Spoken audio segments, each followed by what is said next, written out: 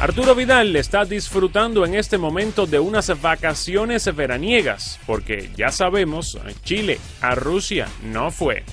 Pero en una entrevista concedida hace unas semanas y publicada este martes por el canal de YouTube Pilado, Vidal recordó lo que significaron para los chilenos los 2 títulos de la Copa América. No, alegría, de verdad que era para los chilenos. No es muy fácil llegar a una final y ser campeón, menos con los argentinos, que para nosotros era muy difícil ganarle. Pudimos quedarnos con las 2 copas, que para Chile es un orgullo y va a quedar para siempre marcado eso.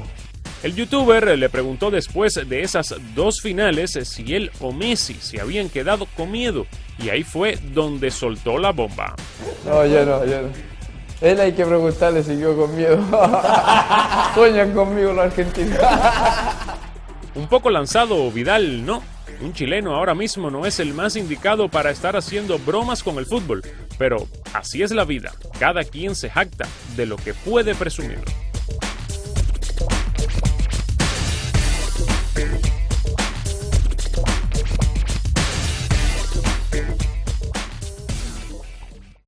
Gracias por ver este video y si quieres más, suscríbete ya al canal de Telemundo Deportes en YouTube.